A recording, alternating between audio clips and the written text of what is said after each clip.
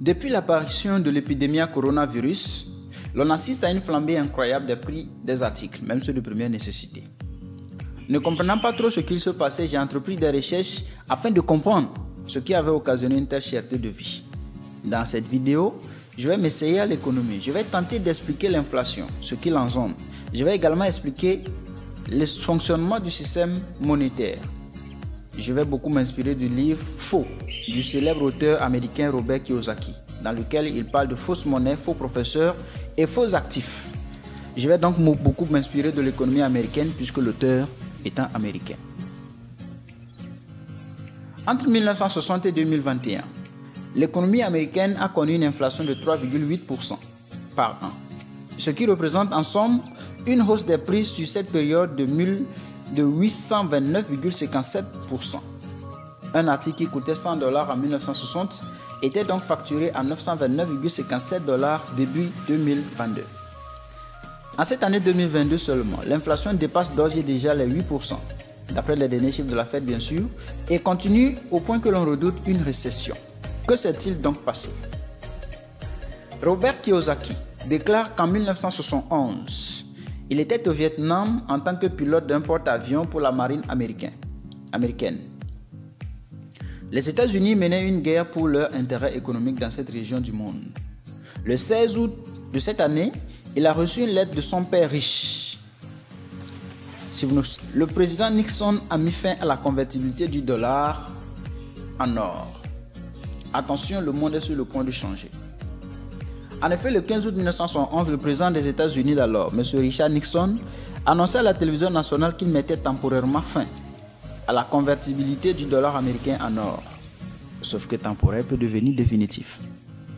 La raison? Les États-Unis importaient trop de Volkswagen de l'Allemagne, trop de Toyota du Japon, trop de vin de France. Ils avaient donc un problème de balance commerciale, un déficit pour être précis, c'est-à-dire que la valeur des importations était supérieure à celle des exportations.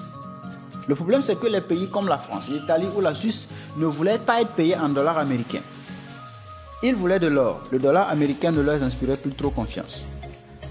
Alors la solution que les Américains ont trouvée pour les contrer, c'était de fermer la fenêtre de l'or. Donc l'or ne quittait plus les États-Unis. Notez que l'or a toujours été et sera sans doute pour toujours la principale réserve du monde, l'or étant beaucoup plus sûr que n'importe quelle monnaie d'invention humaine. Robert Kiyosaki l'appelle d'ailleurs l'argent de Dieu. Si la convertibilité était maintenue, les États-Unis ne pourraient pas imprimer plus de dollars papier qu'il y en a d'or en équivalence dans leur pays. En suspendant cette convertibilité, les banques centrales américaines pouvaient désormais imprimer des dollars en illimité. Chaque fois qu'ils se retrouvaient en difficulté financière, plus besoin de se creuser les méninges, il suffisait d'imprimer les billets verts. Si cette stratégie a semblé fonctionner dans l'immédiat pour sortir l'État du piège de manque de liquidité, il a au fil du temps généré un problème plus important, la perte de valeur du dollar. Et oui, la déflation. Avant 1971, une once d'or valait environ $30. Aujourd'hui, elle vaut 1621,08 $. Je vous laisserai le soin de constater à quel point le dollar a perdu de sa valeur. C'est cela la dévaluation. Chaque fois que l'on imprime de nouveaux billets de banque, l'ensemble de ces billets perd en valeur. La valeur d'un objet étant garantie par sa rareté. C'est-à-dire que plus un objet est rare, plus il a de la valeur. Puisque les billets de banque ont perdu de valeur, le prix de tous les articles devient tout à coup insoutenable par les consommateurs. C'est l'inflation. Pourquoi Robert Kiyosaki parle-t-il de fausses monnaies? L'or est naturel. Il ne peut être fabriqué. Il est extrait des gisements dans le sous-sol. La monnaie fiduciaire comme le dollar ou l'euro et autres est fabriquée par les banques centrales qui, depuis le 15 août 1971, peuvent imprimer à volonté au gré des nations. Selon Robert Kiyosaki, de nos jours, il y a 3 types de monnaies. L'argent de Dieu, c'est-à-dire l'or et l'argent en métal. L'argent du gouvernement, le dollar, l'euro, le yuan, le CFA, etc. L'argent du peuple, le bitcoin, l'ethereum, l'USDT, c'est-à-dire les crypto-monnaies. Lorsque le président Nixon a mis fin à la convertibilité du dollar américain en or, le dollar américain est devenu de la fausse monnaie, c'est-à-dire une monnaie qui enrichit les riches, mais appauvrit les pauvres et la classe moyenne. Comment? Voyons voir. Sur ces différentes courbes retraçant l'évolution des monnaies depuis les années 1900, nous avons l'or en bleu, nous avons les autres monnaies comme le yen, le dollar et l'euro. On peut facilement constater que l'or n'a pas varié depuis sa découverte, tandis que les autres monnaies ont perdu énormément de leur valeur au fil des années. Le dollar, par exemple, a perdu beaucoup de valeur entre 1930 et 1940, c'est-à-dire entre les deux guerres. Ensuite, en 1971, lorsque le président américain a mis fin à la convertibilité du dollar en or et que les banques centrales américaines ont imprimé énormément de billets verts, le dollar a perdu énormément de sa valeur pour se retrouver à pratiquement 5% de sa valeur initiale. C'est la même chose pour les autres monnaies qui continuent de toujours perdre la valeur jusqu'à aujourd'hui et on est en train de redouter de profonds bouleversements. L'épargnant a un petit intérêt au fil du temps, ce qui accroît son patrimoine.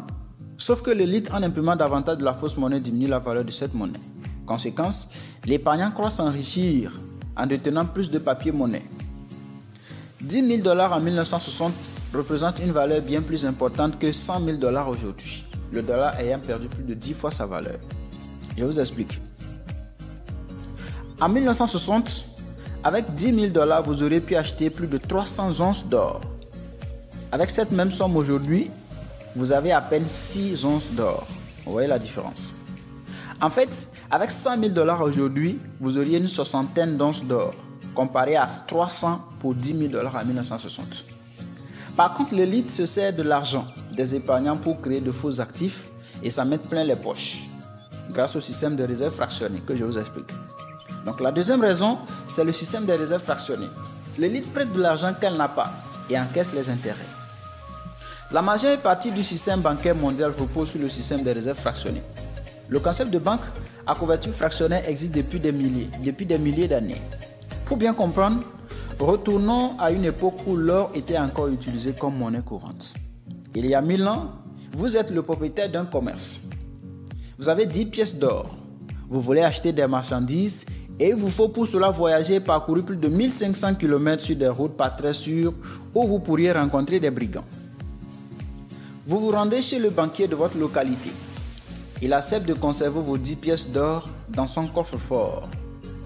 Le banquier émet alors une créance sur une feuille de papier qui prouve que vous lui avez confié 10 pièces d'or.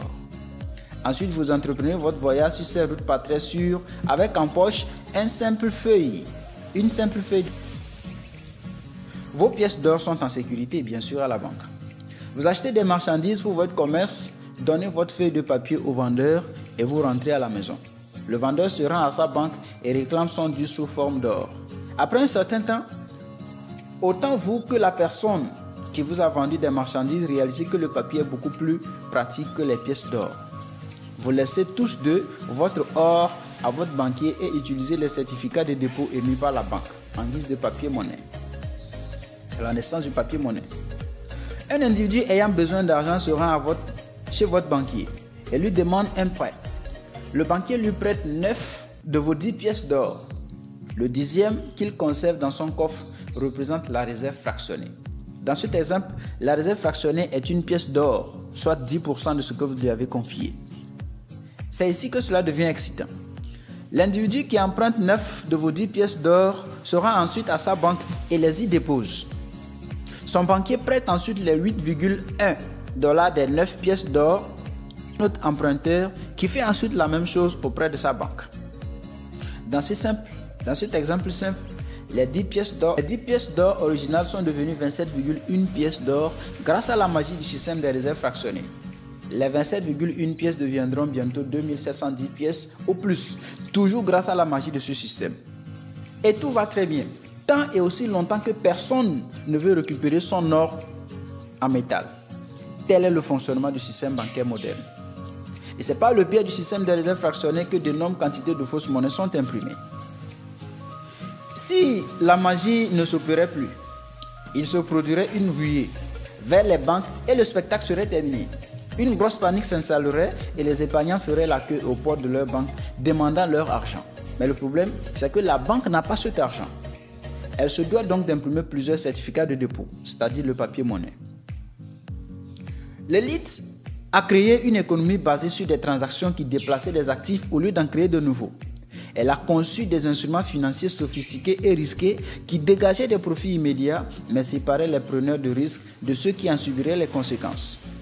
Cette phrase de Stephen Brill traduit toute la manipulation économique orchestrée par l'élite des grands pays pour s'en mettre plein les poches et s'assurer que leurs intérêts et ceux de leurs descendants perdurent à tout jamais. Cette manipulation est sur le point de plomber l'économie mondiale et bouleverser l'ordre actuel. L'ordre mondial actuel, appelé ordre des États-Unis, s'est formé après la Seconde Guerre mondiale, lorsque les Alliés ont remporté la guerre et que les États-Unis sont devenus le pays dominant au monde. Au cas où vous vous demanderiez ce qu'est l'ordre mondial, c'est un système de gouvernance entre pays.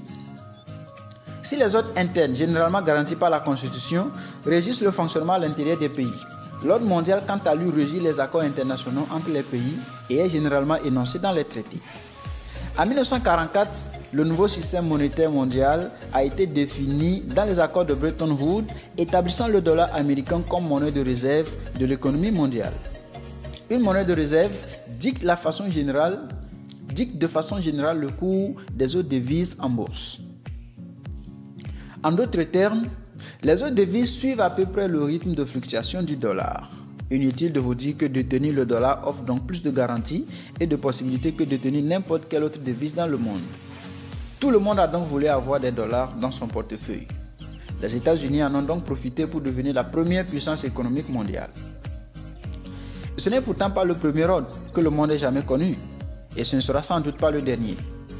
De plus en plus de grands visionnaires comme Bucky Fuller, Jim Ricard, Stephen Brill, Ray Dalio ou encore Robert Kiyosaki, pour ne citer que ceux-là, partagent la certitude selon laquelle l'ordre actuel, l'ordre des États-Unis, est sur le point de changer.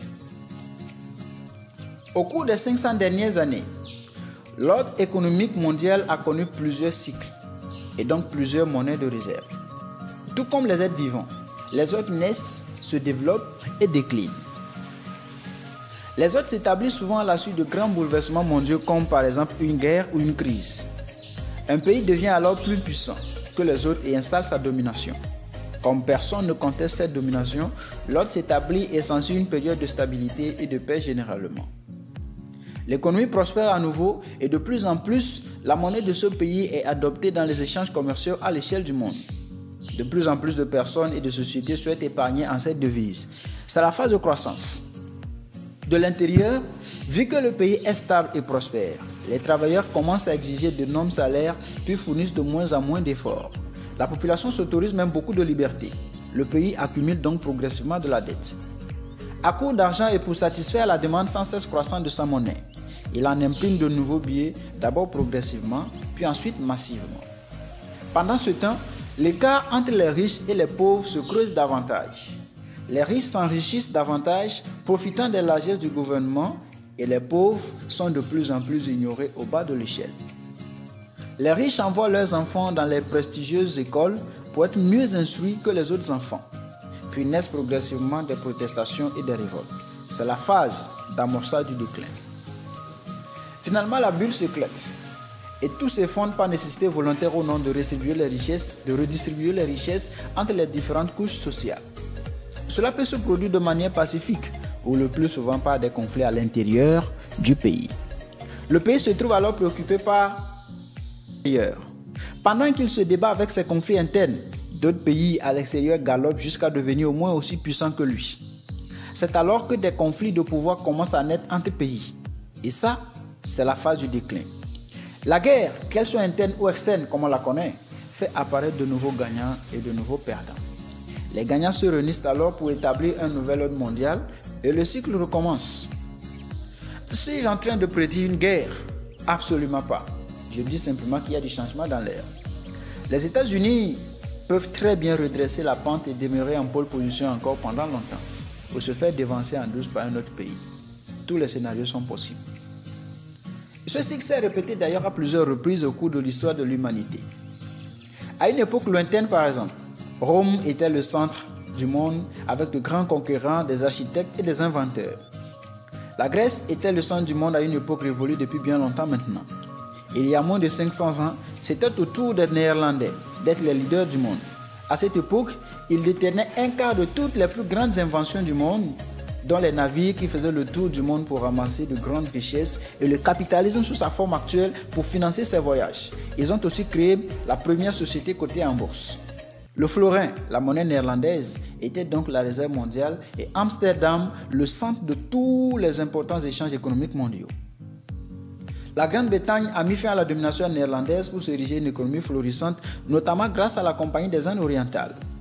Londres était aussi le centre du monde et le livre